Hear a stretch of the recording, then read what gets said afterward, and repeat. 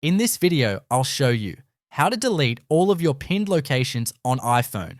So if you've accumulated a lot of pinned location on Maps and you want to go ahead and delete them all, I'm going to show you where we can do that today. So go ahead and open your Maps app on iPhone. I'll be demonstrating this on the iPhone 16 with the latest iOS 18. So it might look slightly different, but it's mostly going to be the same. So go ahead and open Maps, and once you open Maps, gonna just go ahead and see your profile in the bottom right corner. You're gonna go ahead and tap on that, and then you're going to tap on Library next. Once you select Library, you're gonna see on the next screen towards the top, the Pinned section.